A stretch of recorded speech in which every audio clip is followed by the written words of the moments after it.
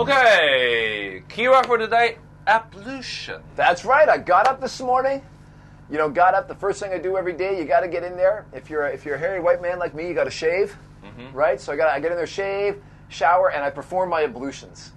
All right? It's a military term, right? It's a little military term. That's right. And you got an allotted time to get in there, perform your ablutions, make it quick. Okay, and you have to make sure your blanket is folded as well with the right angle. Yeah. And why that matters for Hong Kong, and why people want to find out about that today, is because when you're doing that, it takes up a lot of water, right? Now, I live with 4 women. Okay, I got a whole house full of women, and I'll tell you. Careful. Yeah, don't worry. We're not going to lose you later. But I mean, gender discrimination issues. Well, I'll tell you. Blink, blink. In my household, they certainly use up, I would say, a lot more water because they seem to spend a lot more time in there. Doing whatever it is women do. I don't really want to know, frankly. You won't know. Man has to be more military, but it matters. You won't know unless you go inside. Otherwise, you won't know. Sure. All right? No inside. It's just some things that are left all right, okay. But, when you use up as much water, and Hong Kongers are prolific wasters of water. We are known to have an extraordinarily high consumption of water, and today the panel in development is going to be discussing a new desalination plant in Tseung Kwan O. Right, because they're looking at what we get from the Dongjiang River, and they've decided desalination is the way to go, which frankly I'm in favor of. We kind of looked at the evidence about a year ago in our paper and looked at it and said, all right, desalination is something Hong Kong should be looking at. We can afford it. It's getting cheaper. There are good options out there. It's something Hong Kong companies do well in other parts of the world, but not here yet.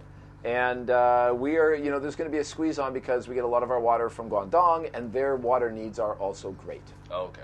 So we should be doing our part and build this desalination. In some parts of the world, the world's greatest dam is the Chang'an.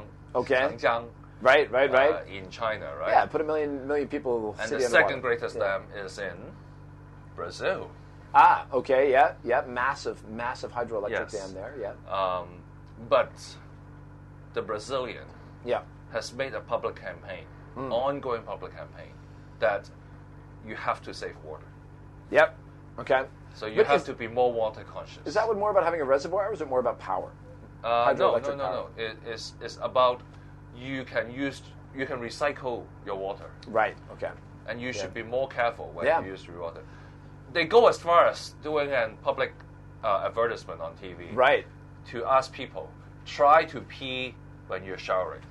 Really? Yes. To avoid a flush. To avoid the flush, because the flush will use a lot of water. Okay. Even with the dam, with the great dam.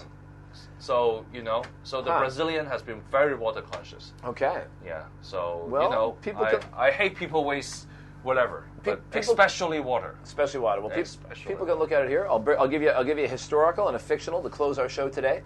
Historical, Hong Kong. Right? Water shortages, people collecting water off the rooftop, only getting access a few times a day. We could be back to that.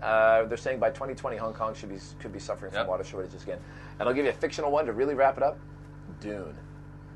Frank Herbert's Dune. People had to wear these full suits that would capture the water vapor coming out of their mouth, would capture everything coming out, and would then recycle it as they were walking around. The whole suit. So I don't know if we're going to get that far, but Hong Kong certainly has water shortage in its past and maybe again in its future. So save water. Yeah. And take that. Be quick with your ablutions. Okay. All right. Cheers. Thank you.